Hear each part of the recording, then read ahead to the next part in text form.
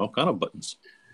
Hello, everybody. This is Waldorf, and today with me is Ben Jones from the Demon Legions Army book, I guess. What committee was that on? That's the Daemon Legions task team. Yeah, I'm part the. I'm not sure what kind of title I got now. CDS, head of campaign in the ADT, and then pro section. Wow, I'm all over it. That's a long list. Yeah. So you were heavily involved with the Demon Legions book. Yeah, as much as I could be. Yeah, That's kind of the liaison between background and the design guys. On this one, it was kind of a collective task team on this one. A little bit different than the Warriors book. okay. Well, I got to ask you one. The first question I have to ask you. This is from my partner Statler. He's like, why no mono? It's because mono is basically that was a legacy thing. Mm-hmm. You can still do technically a mono, Correct. The different manifestations and stuff, but with the seven sins, the direction that we went with that, like some pride, you almost have to be some lust. To be greed, you have to be some lust. You have to be kind of a glutton. So they kind of, it makes it unique for ninth age. Okay, that's better than my excuse. Yeah. I said 7 was going to be really too hard to balance mono. Oh yeah, I mean, can you imagine that? How many unit lists, unit entries we'd have to have? Yeah. Everybody gets their own core. Everybody gets their special. It would have been a very big book that way. It's big enough. It's big as it is. Yep. In a dictionary size. Yep. All right. So the other thing that's really, of course, this is the first real book we have. The other thing is the artwork in this. This was all donated? A lot of it was done by volunteers on the art team. Mm-hmm. And a lot of it was donated. Rotten Miniatures, I'm going to give them a plug. They donated a lot of the artwork, and they've got some amazing miniatures too. And as far as the others also that I know, because I've bought Rotten Miniatures, so I know their artwork. Okay. Donated. Apologize to them. I haven't bought miniatures from them yet. Okay. No, that's great to get a vendor involved. I thought that's a fantastic idea. Yeah, and that was one of the, back in April 2017, we kind of got slapped on the wrist a little bit by legal, saying that we need to expand our vision for the design to get away from, basing things on legacy models. We need to be more company neutral, and allow for players to have, a bigger access to miniatures and models. And that helped free up a lot of the design opportunities as well. So, yeah. Speaking of that, there's a couple new little concepts in here that's kind of interesting. That the new dark fire weapon that treats armor saves differently than anything else that we've seen before. Love that. I love it. Things that are different, it's not the same old. And that's, to me, this whole process. I mean, this thing started back in November 2016 when we got the kickoff for doing the book. So it's been a process, man. It's crazy. And to learn and deal with different groups, different people, and to see the different ways that they come at it. Some are so data driven, some are so robotic. That number means something. I need 1.35% chance or whatever, whereas others who are fluff players or gamblers, that like the gimmicks, and so to try to meld all that together to make an interesting book. It's been one hand a challenge, and the other hand really exciting. It has been a long time coming. So yeah. And I can see the effort that went into this, especially from the background team as well, where there's background knocked it out of the park, in my opinion, on this one. pages and pages and pages of notes on this. And I know I did some notes myself, and to take from what we're used to in Legacy and from what others, have done with demons, to kind of take it away from a pseudo religionist, religion thing, and make it more alien way. They're from another dimension. They're from beyond the veil, and to come over here, it's not a classic hellfire brimstone type manifestation. And that's why I like the cover art. The cover art has the fly with the human. Look at the human as a prosthetic. They manifest into something in this mortal plane. I know some people don't like the cover art, but that to me says what these demons are. Okay, and that's why that was chosen. I wasn't in charge of who chose it, but no, okay, I'm cool with that picture. Although I know some want the classic demon look. Correct. Yeah, I've heard comments to that effect, but it's like, okay, whatever. Again, you're not going to ever please everyone in this project. Exactly. All right. So this is, like I said, a fantastic book. It took a long time in coming. My understanding is this is still a beta book, correct? Correct. We opened it up to public. We had 3 or 4 months of dedicated internal play testing. Then we did it sporadically, testing, little nuances here and there. Okay. Up to public because you get more eyes on it. You get I mean, you need to get a couple of those. what I call them the players, the players. They're going to look for every possible loophole they can find. They will nitpick it to pieces. Yep. And exploit. They're looking for the exploits. They're doing that kind of thing, and that's fine. I mean, you need that kind of scrutiny to an army book before it's finalized. Exactly, because there's some things like with the Warriors. That's kind of in a flux as well for points and stuff. How it varies, because with the Demons book, they threw out the points, which is I think they did a pretty good job, but there's some fine tuning that can be done. Because how are they going to know how to price this? This is brand new. Correct. Don't have the data, and if you base everything on what Legacy or the previous versions, it's a totally different animal.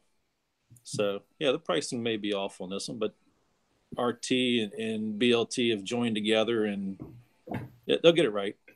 Yeah, no, I believe me, I've been critical in the past of certain things and nitpicking certain things, right, all through this project. But I've always tried to say overall, this project is heading in the right direction, and it gets a whole lot more right than they get wrong. And it's the best balanced version of the fantasy battle game we've seen so far, in my opinion.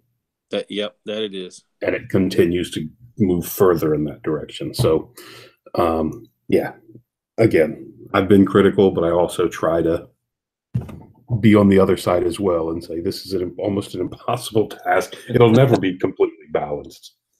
Hey, it can't be. It can't be. Right. And you see, there's some comments on the forums that crack me up, and it's like, well, this does this, and this army has that. It's like, man, you got 16 armies.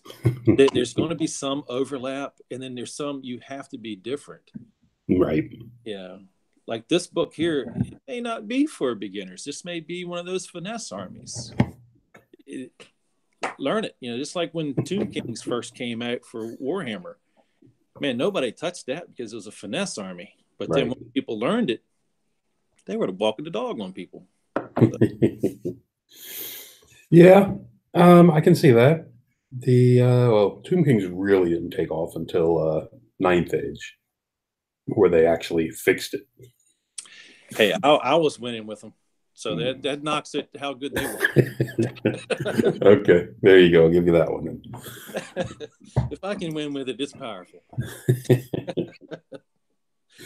Wow. All right. Well, my skunk.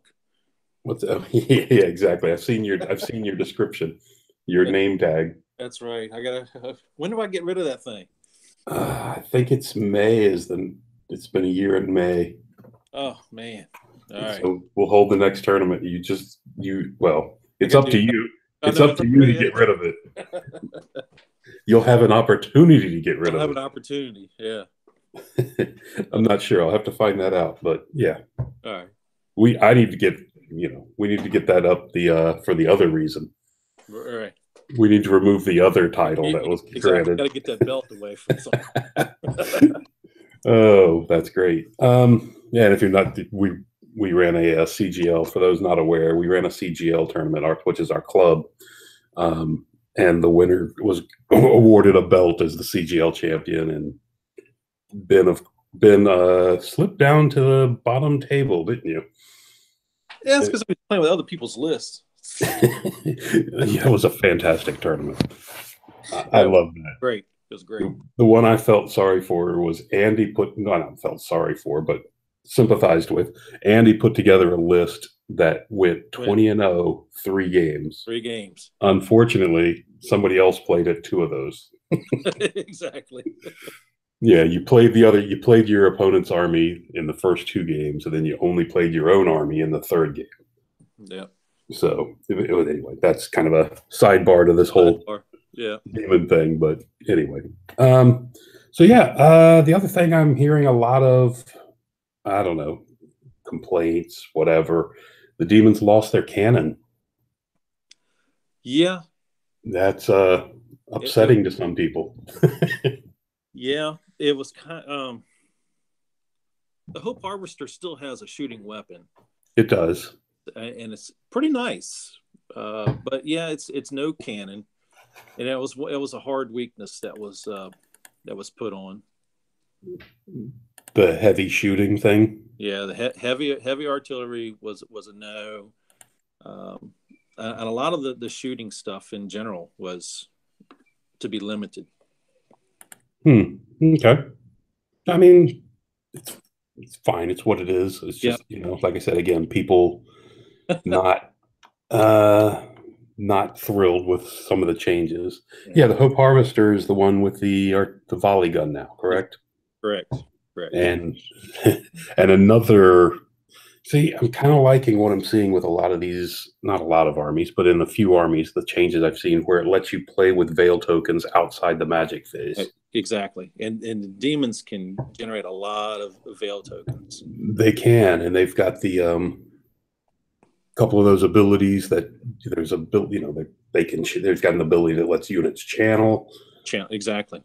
They've got another ability that if they cause wounds, something, I forget what it's called. If they cause wounds, they roll a die, and if it's above 7 or something, it generates a veil token or a couple of veil tokens. Yeah, the grasping proboscis. There you go. Thank you. Wow, somebody studied this a lot. Yeah, I had to. I still get things wrong. Yeah, it's funny. It's but yeah, no, I was, like I said, it's another one of those concepts that are kind of out of the ordinary for what the armies have been doing so far. Yeah. And I'm kind of liking that. I think it's a good idea. It's something different. Right. And you can see with the Hope Harvester too, we lost a cannon, but you can still use this model, as something. We made it a war platform unit, or to be able to use the old demonic engine model. Right? You upgrade it to and you still use that same base, or you get that base and you create your own.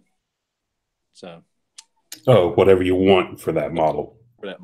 So correct. You have freedoms in that. Yeah, a little give and take with it all. Something had to go. Yeah, no, I agree. The only thing, and this is not really a criticism, it's just me so far, is, I mean, if you're looking at I don't know if you can see the page I've got up with the Hope Harvester. The only thing I have difficulty with is I'm trying to build, try to build a couple units, build an army, whatever. And there's a lot of flipping back and forth. It's like, okay, well, the Hope Harvester, I can give it Aura of Despair. What does that do? Flip back, look at that. Okay. Chilling Yawn. Oh, that's the one that gives them -3 initiative, I think. Let's go back, check that. Yep. Yeah. Anyway, it's until we learn those, it's going to take a little while. Oh, exactly. Yeah. Now I know Layout is already putting symbols on the next book that you can download, where it has the symbols of the manifestations like lust or sloth or whatever. It'll be off there to the side of those. Oh, okay. To And these options, because you'll know, all right, Aura of Despair, Chilling Yawn, Segmented Shell are sloth manifestations. Okay. The last two are Father Chaos. So each one, they get the three of their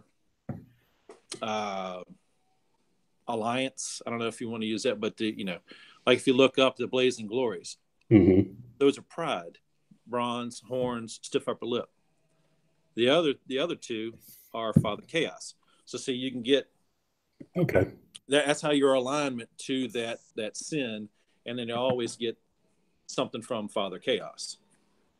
Oh, perfect. Yeah, I hadn't noticed that yet, so that'll help me look things up. Yeah, that's how I figured that out by accident. I was, oh yeah, that's how they are. That works. Yeah. Okay. Great. This is but so far, like I said, I've kind of liked what I've seen. It's a completely new book, so I have no idea even where to start with building a list on this one. Because everything's different. You know me, between me and my daughters, we're having a ball writing lists. Thanks, Bill. You still using your daughters to build your list for you? That's right. So what does this look like? Well, Daddy. Daddy, you're light in shooting on this one. You need to work on that. Well, honey, that's a weakness. I'm sorry. You need to bump up your scoring units. What are you doing? That's right. That's right. Yeah. I know it's all about the part that burns me is and I hated it in the Legacy game too, is the limitations per units per army. But that's me, and that's why I'm not balancing the book, because I'd be like, yeah, I'm a monster mash, man. I go all monsters, but oh, okay. You're talking about getting rid of the O3, because I believe everything in the book has a limit except for some of the core units, which they're core. They shouldn't have limits.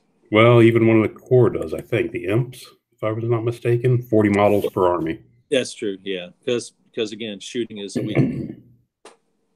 Shooting's not a weakness. I can tell you that right now. If I've got 40 strength 5, 24-inch range shooting attacks,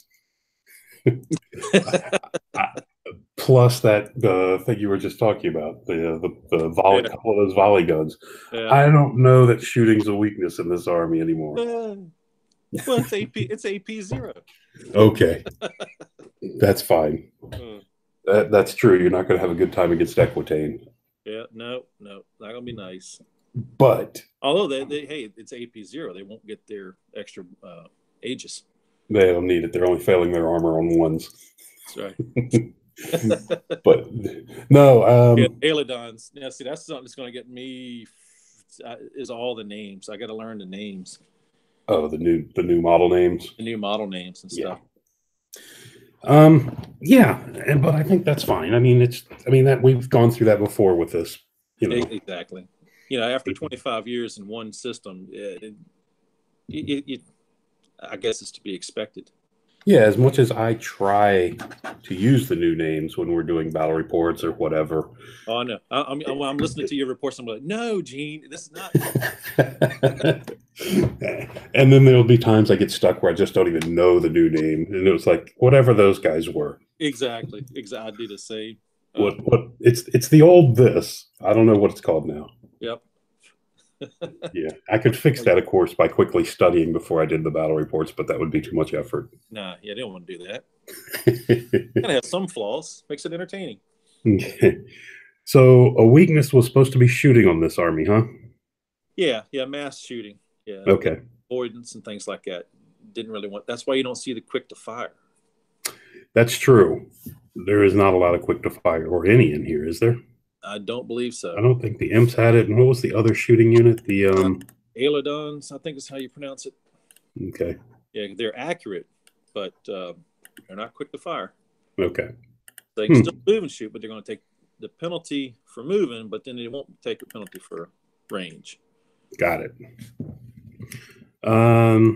What else came up through here? Bloat flies were interesting. Yeah. Those took a big hit. It took, yeah. Offensively. And because of the way the daemons manifest themselves and basically morph and what have you, that's why we don't have a rider for them. I went back and forth with design and concept and stuff. And basically the rider is a part of the model itself, just as it enters the mortal realm. Okay. That's why people can either leave the rider on or take the rider off, but it wasn't necessary to the design, and plus makes it different than what Legacy was. Okay. You know, because we don't have cavalry per se, because they're all beasts. Yeah, that's true. And that was the direction from the beginning that design wanted to go with, is try to make everything a beast, because it's different. It is, which is another interesting side effect, of course. No, well, not side effect, but effect of that is they are all beasts, so they all have swift stride. Correct. That's dangerous. Right, but because it's a way of, you know, if speed is a strength, there's only so many ways in 16 armies that you can kind of play with stats.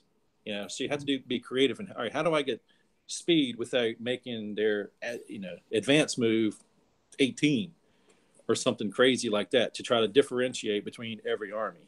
Right. So this is a good way to design team. I thought, hey, you're quick, your swift stride on the charge, and that's your speed. Yeah.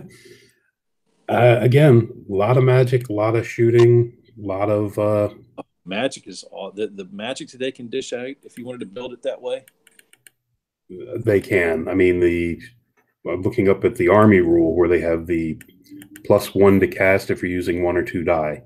Exactly. So a master will have +2. Correct. I'll roll 2 dice. I'm +2. As long as it's, you know, use the hereditary spell on the 4 up. As long as I don't roll a 2, it's going off. And the more times that goes off, or any spell, and then you do that, it increases the strength. Of that hereditary, yes. Yeah. Yeah, the hereditary is really nice. I think the hereditary is a nice spell. I have seen people not be too enamored with it, but I'm like, have you actually looked at this thing? It's pretty good. If you take it on face value, it's like, strength 2, but it's rapid, you know, REP. Right, repeatable or whatever.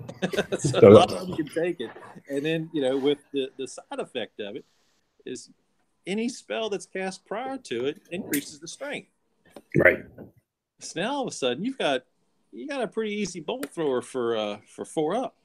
Well, you're right. The second casting of this is its strength 3/6, and then 4/7. Yeah. It gets dangerous quick. Exactly. And it's always AP 2. So even if the low strength, hey, elves. Not elves, anybody. Anybody. No, again, my Equitane live in fear of AP 2. Mm-hmm. Now I'm a 4-up save. Yeah, no, I'm not thrilled with that. That's right. So, yeah, like I said, there's a lot of concepts in here I liked. It's a lot it's going to take a while to get used to. Right.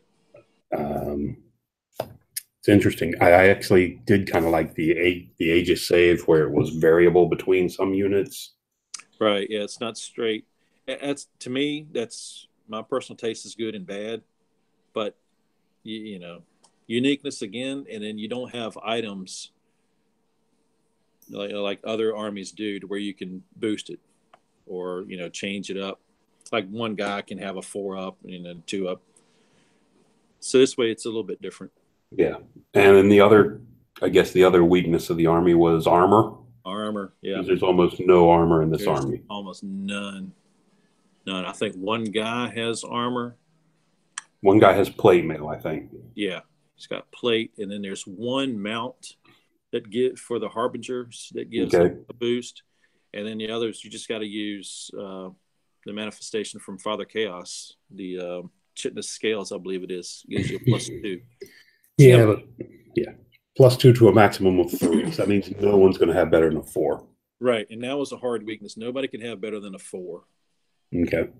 So you play, but hey, you know, you can put that Chitness Scales on everybody. You can spread it around. It's not limited. It's not a one of a kind. It's a good point. So you can have a 5 up, 5 up. All right. So as far as the design goes and working with everybody, like you said, you kind of touched on it before. That seems like a really rough project. How many people were involved in that? Honestly, I couldn't count. I mean, it's a lot of people. That's a lot of people. There's 6 on the task team. Okay. Just for concept design and RT overseer, I guess you'd want to call them. And then once you hash all that, and then the background team, there's a whole team of those guys. So they spread it out, each one for articles, and then you'd go back and say, okay, well, how does the background look for this rule, or how can this rule reflect this background? And it's just back and forth, and with everybody in different time zones and different countries, there's some things that won't get answered for like a 24-hour span. Right. They'll have Skype chats. Then they put things into the Google Docs, and everybody reviews those. It's just a drawn out process, which for this book is good. It was unique because we had to totally change the IP from Legacy. So basically, this is the toughest one.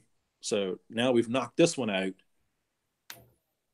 learned from it, and they're taking the lessons learned from this book so that all the other books should go a lot faster and a lot smoother. Okay. So you don't know certain books, you won't have the IP problem that we did before, and so they get knocked out pretty quick. That's the game. Well, that's my that was going to be my next question. Is I know this one suffered from an IP problem. Yeah. Warriors of Chaos as well. See, both in the beginning also. See, we were trying to keep the 2 books connected. Right. That turned out to be a nightmare. When I write it down. February, from November 2016 to February of 2018, we were trying to get the 2 armies to mesh. So it wasn't until February 2018 that we got the green light to just separate. To remove that restriction. Remove the restriction. And when that happened, boom, both armies, I think, quote unquote, blossomed, or the opportunity finally jumped forward. And we was able to get on with it. Okay. Yeah, that makes sense. I mean, again, but these were the 2 armies, I think, with your biggest IP problems. Right, and that's why they were tackled first. But the other question, I guess, is how. We probably shouldn't expect to see the sweeping changes like this in the other army books. Yes and no. Okay. I mean, we want to be unique, so we want to have, write our own background. That's what they're doing now. So whatever the background is, we'll write the rules and stuff to it. And so the backgrounds are a little bit different. You'll still know that, Equitane's, a human knight army. Right. But we haven't gotten to that point to even, if I have a say in it, I want it all different. This is ninth age. This ain't math stuff. Correct. And I think part of the part of the problem so far is, I don't know if it's a problem. One of the issues so far has been, it seems there's a reluctance to move away from Warhammer. Yes. In some regards. Exactly. I don't know if it's from, I mean, there's a certain group of people that are on the boards that are resisting it. And then there's also, it seems to be that there's something in the management or whatever that's resisting it, whether it's because you don't want to alienate those people or because they don't think it's necessary. I don't know because I'm not on those groups. But it just seems like there's something on both sides of that are kind of holding it back from doing that.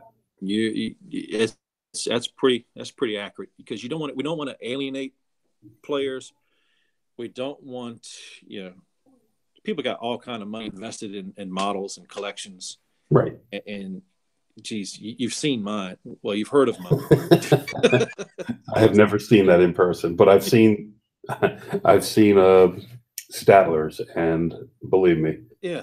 Oh my gosh. It's so crazy. For me, I'll never use them things anyway, but just the thought of, oh, no, I can't use them because you said I can't use them. That's a different story. And we don't want that kind of reaction on people. Right. We want to be able to, okay, you can use it, but it's going to be something that you're not used to using it as, or what you're accustomed to using it as. And at the same time, we want to create something new. And those people there is a butting of heads at times, as they don't want to let go. Correct. Like in the demon thing, Lich King on post 466, that was a beautiful post that he had. Hey, the Scourge is not the Scourge of old. This wrath is a different interpretation of wrath. The Scourge, he's AG's 0, but the concept behind it was kind of like a boxer in a rope-a-dope. He wants you to come in and work him up, and then he's going to dish out some pain back at you. Yeah, the wrath here is more of vengeance and determination, not blind fury. So okay, well, that makes sense. That does actually make a flavor sense to the agility 0. Yeah. He charges in, boom, he gets a +1. You get another thing, then he's a +2. They just equate to a normal high strength character with a great weapon. It's just nobody's used to that Scourge from him as that. Correct. Different mentality. Yeah, my first thought when I saw it was, well, you've got that manifestation, the first one in there, the dexterous tentacles to bring give you +1 agility. Yeah. At the least, that gets you off the great weapon chart. You're going before a guy with a great weapon. Now, the true test with that will be if a certain somebody in our club, how he plays his. Because, they're like, oh, but he's got 1 or 2 wounds, now he's got to hide. Yeah, but now he's a magic user. He's a wizard. If you purchase that, yeah, correct. Yeah, so if you get that, and those are good combat buffs, and he can buff other units, so he's more versatile this way instead of just, one big hammer. Right. Yeah. No, like I said, I think it's it's interesting the way a lot of the things went. I also I was just talking the other day with somebody, and it was like that new I don't know what are the demons, the big greater demons or whatever they're called now. They're one of those has that attack that if it's from the flank or rear, it's a 1/5 area attack. The courtesan. Yeah, that's scary. And he's so fast. He's so fast, and if that thing gets to a flank of a unit, it's going to destroy a unit. It'll destroy it. I mean, I think it has 5 attacks. Here, I'm trying to flip the screen. I'm trying to flip your pages here in the screen. That ain't working. My pages aren't flipping for you? They're not flipping for. Let me flip through here, because you can. There we go. Yeah, and there are different manifestations you can put on that guy. 6 attacks. 6. And there's an option. There's a manifestation to give you another attack. Another attack. So 7 you can have. 7 area attacks on that guy. Correct. So that's 7 strength. If they all hit, that's 7 strength 5, and up to, what is that? 4 times 7, 28 strength 3. Ain't that something? That's nothing. That's something I want to stay away from. Yeah. Because and the simple answer is, well, don't get flanked. Yeah, okay. This thing's movement 18. I'm not going to get flanked. Exactly. So he's strength 5, and there's ways to boost that strength. I don't think there was there? There is. Because that's scary if there is. Well, if you're already going into flank, you can take the roaming hands. Okay. Give you +1 strength, +1 AP. Oh. Now you're strength 6, AP 5. Goodbye knights. Yeah. You're gone. Well, goodbye anything. Yeah. In the flank. I forgot about the roaming hands thing. Yeah. That's a Father Chaos one? That's a lust. Oh, and it can take lust, yeah. Yeah, it can take lust. You know, and then there's some nice builds in here. I don't want to give it all away, but no. I mean, this one's definitely conditional, but it is, and that's, you know, the army is a specialist army, and that's where a lot of unique things. It's, you know, I read some posts online. It's like gimmicks. Oh, I hate that word, but okay, if that's what you want to call it. They're situational effects, but if you get in that spot, man, you could just run through people. Yeah. But you got to have an Achilles heel too. Otherwise, you know, because I hated playing against that certain person that had that Scourge of Wrath and just eat your army by himself. That was his plan. That is bull. So at least now your characters get to swing at it before it goes. So that way, to guarantee you die because you're not going to do enough wounds to kill it. That's so it's just giving it more attacks. Yep, yep. But at least the second character now. You're gonna kill me, but I want you to know I was there. Yeah. Correct. The second character might be able to finish him off is the plan, I guess. Yeah. So that's scary. And it's very amusing what you guys did with the Maw. The Maw, love it. I don't know how that's going to play out in the game, but it's extremely amusing how he explodes at 18 wounds. Yeah, it's one of the things where, you know, he may not ever get to 18. He'll just continue. You know, he's still a beast, man. 6 strength, 6 attacks. He's only AP 1, but pick and choose your targets. Right. But it's funny because we were again kidding around about this one. It's like, you get up to 16, 17 wounds, and people are hurling units of chaff at you. Exactly. That's the other thing. It has to. I have 17 wounds. I have to run and hide behind a hill. That's right. Don't shoot him. Let him keep his wounds. You want to feed him stuff. Exactly. Not to hide behind the hill so he doesn't get shot. To hide behind the hill so no one attacks him. No, exactly. I don't want to rush out. Wouldn't it be horrible if he had frenzy on him too? Then he'd have to go after something. Oh, that would be terrible. Yeah. It's bad enough as it is.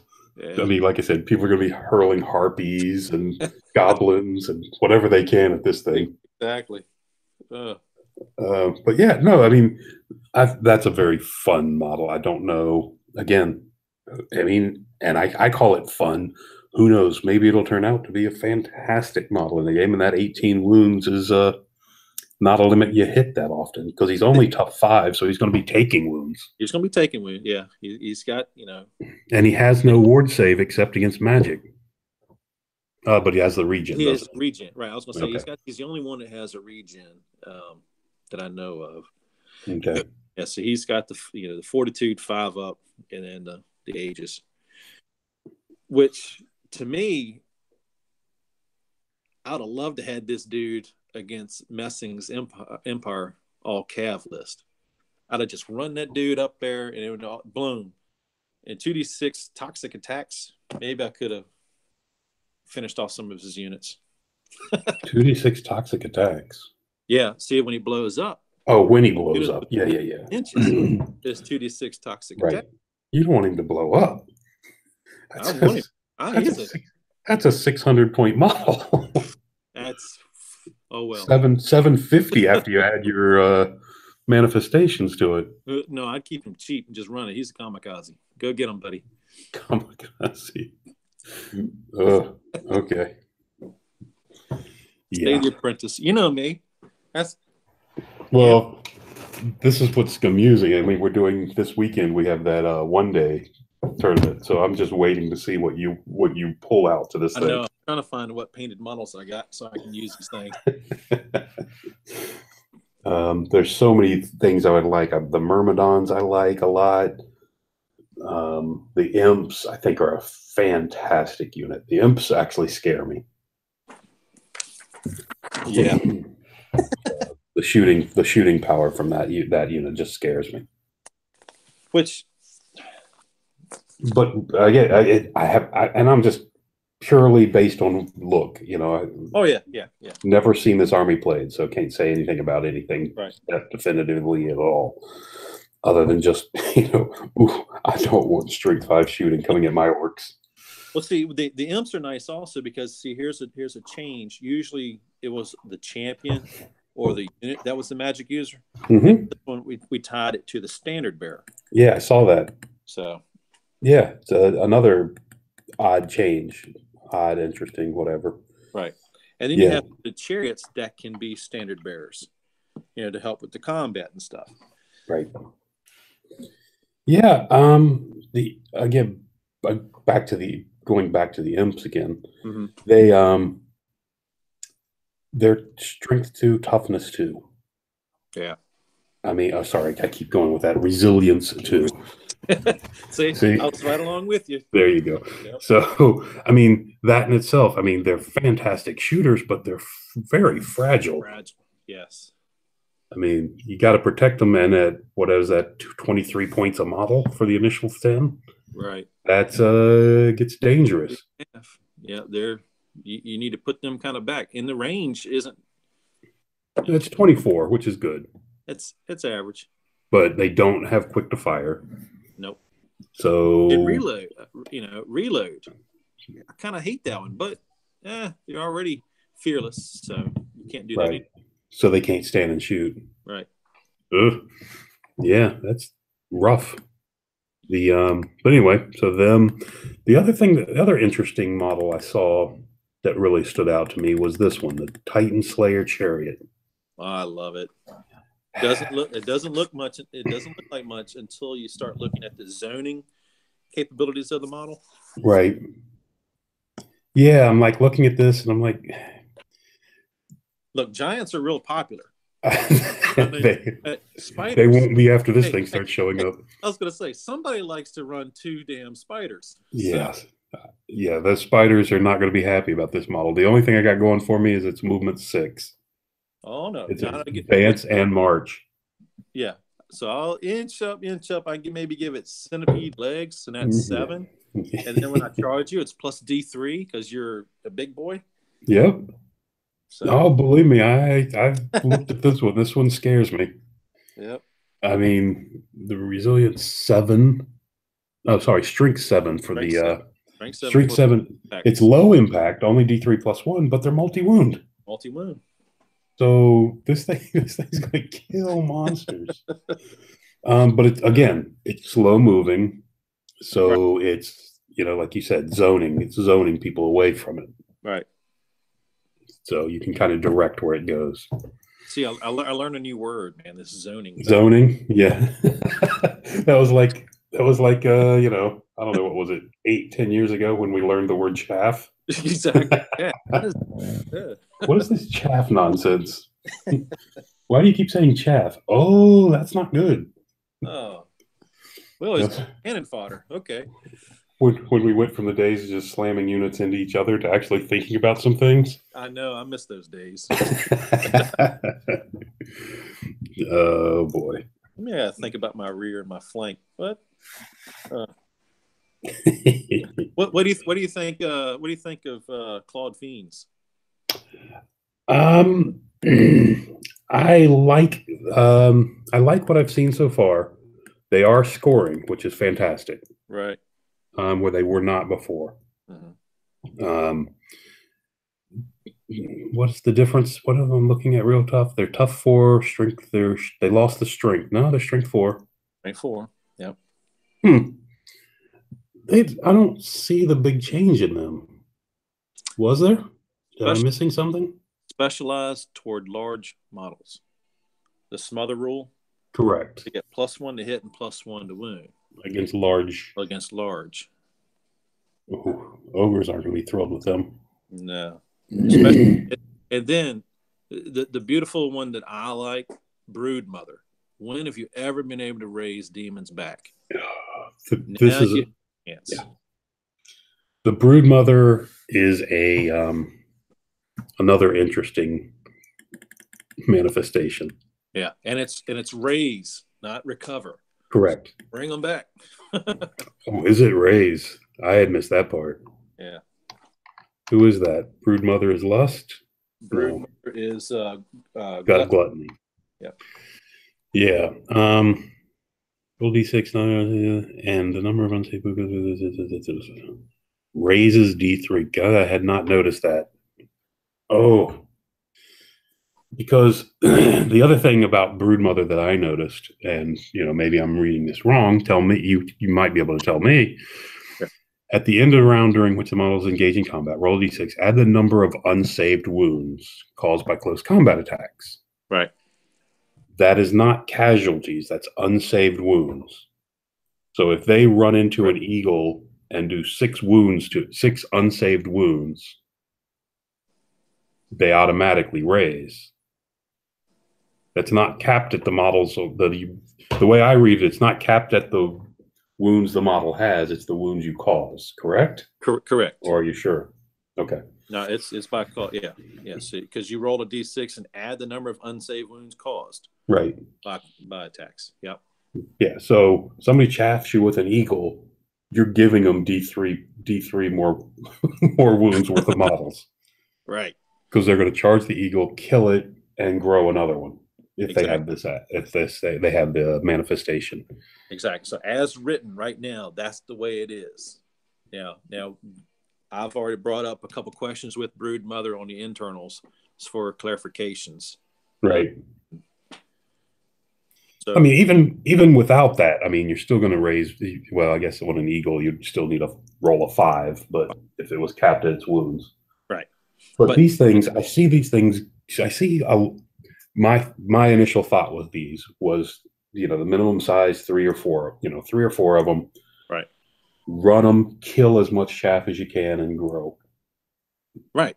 And plus, see, you can put, all right, the Maul. No, you don't like him, but put him in there because then he becomes your general, and so then your Harbingers can then take gluttony manifestations. You put the Broodmother on him, and now your Harbingers can also raise their wounds back. And you put him in a unit of these guys, and they're doing more stuff. That's even more. Well, you've got to be careful with giving Broodmother to your big guy, to the Maul. Oh, you can't. Not to, he's no. But if you whatever your general is, then your Harbingers can take manifestations from that guy. Oh, okay. Can they? Yes, Father Chaos or whatever your general is. Your Harbinger. Here I am trying to swipe your screen again. Harbinger. There he is. Okay, yeah, you're right. I had not seen that yet.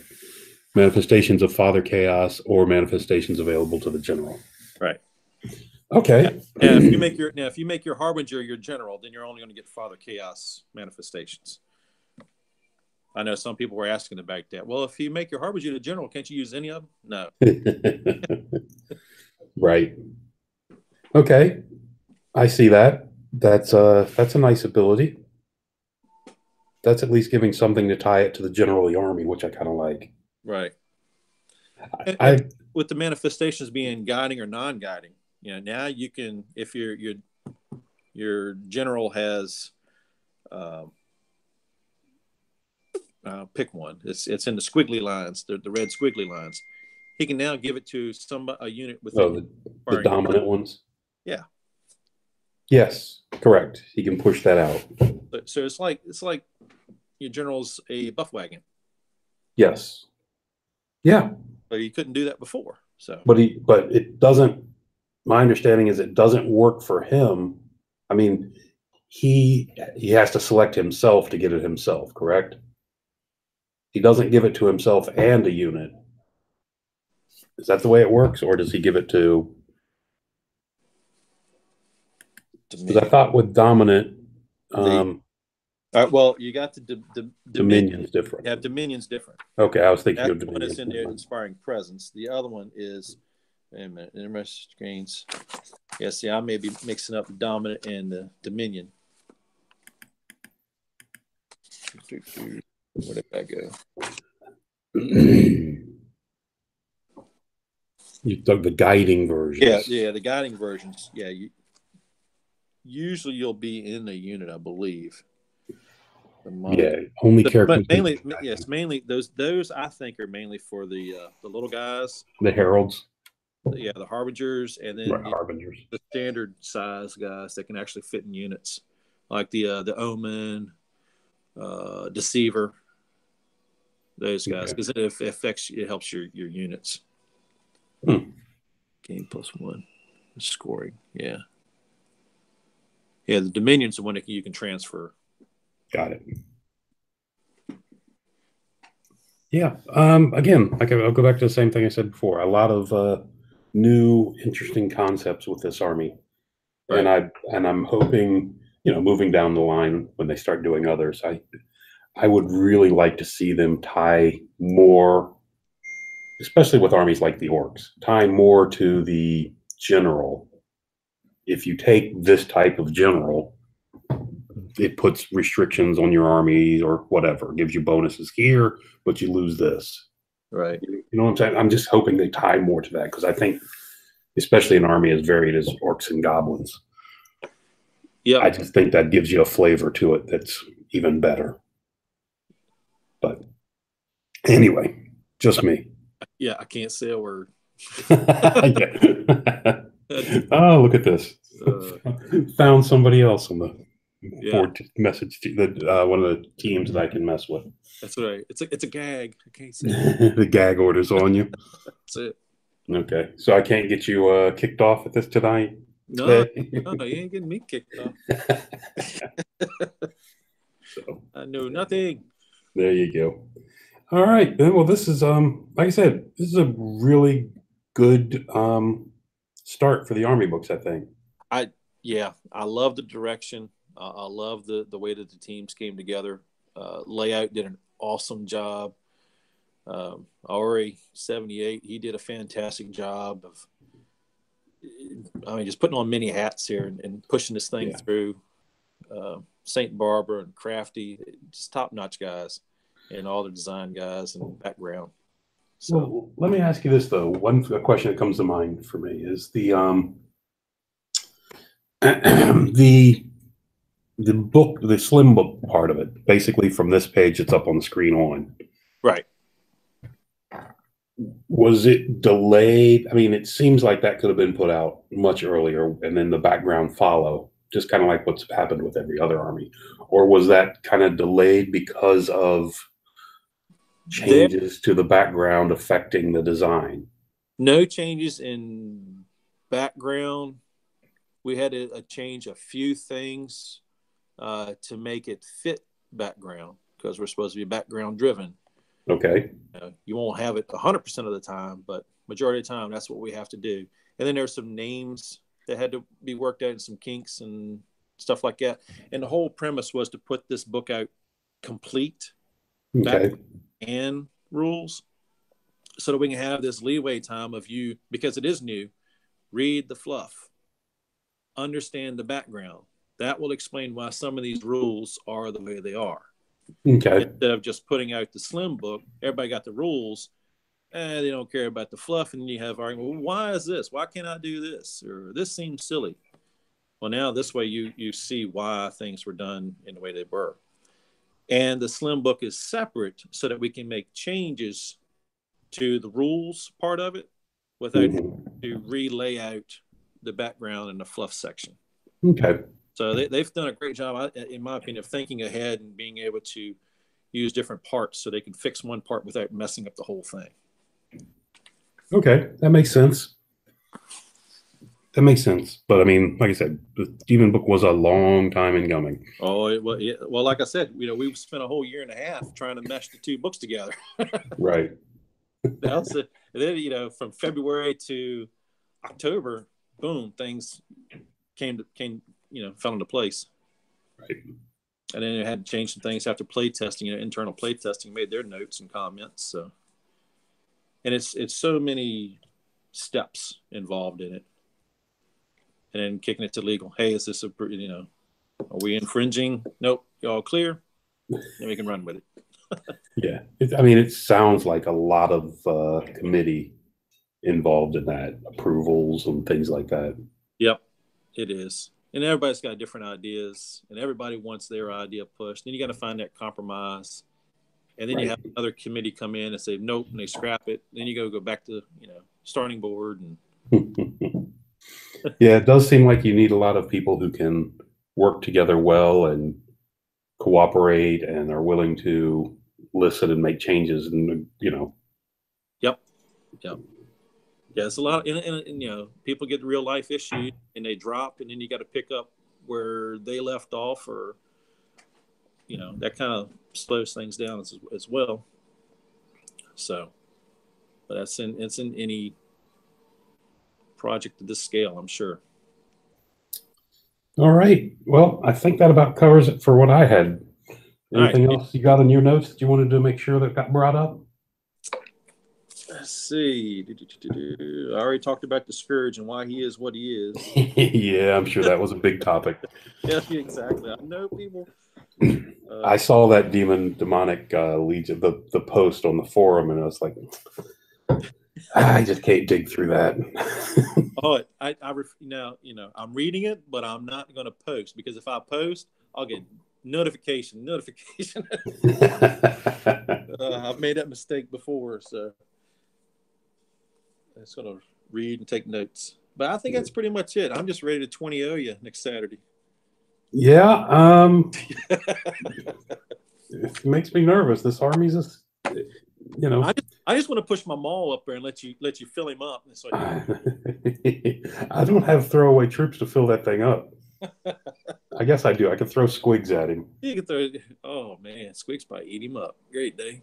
Well, the problem with that is I think I do wounds to you, and then that's a problem because that brings your total down. Exactly. I don't want to do wounds to you. Right. Throw some goblins at me. I don't have goblins in my list anymore. What? Oh. Unless they're riding spiders or wolves, they're not in my list. Goblins are awesome. What's that? Cheap throwaway. Just run them up. The problem is they're not so cheap. Oh no. Anyway, we'll see. That's a different army design thing. That's right. Hey, when we do that book, yeah. Hey, if you get a hold of an orc guy, whoever's on the orc task team, whoever that may be, we won't mention any names at this point. I'm looking for an orc chief upgrade that'll put the guy on a 40mm base so he can hang out with trolls. With trolls, gotcha. I want a troll. I want not to use the old 8th edition, Warhammer thing, but I want the old. What was the guy's name? Anyway, can you think of the model's name that ate the troll? The model that ate the troll. Grom the Paunch. Oh, Grom Paunch. Gotcha. Yeah. I want something like it, but I don't want it like it used to. I want him to upgrade to a 40mm base. So you don't want him on the Chariot. You want him on. No. I want him to grow to a 40mm base so he can babysit the trolls. Gotcha. Right now, nothing matches the base size of trolls. So we'll just his special rules: troll sitter. Troll sitter. He becomes large, gains a 40mm base. Gotcha. That's good enough for me. It's a stomp, and hanging out with trolls, he may be stupid. Stupid on an 8, I'm okay with that. That's right. Yeah. I've been playing trolls lately, and stupid on a 4 is just deadly. I know. Yeah. So anyway, all right, that's going to do it. Thanks, Ben. Appreciate it. Thanks, Gene. All right, talk to you later. See you. Bye.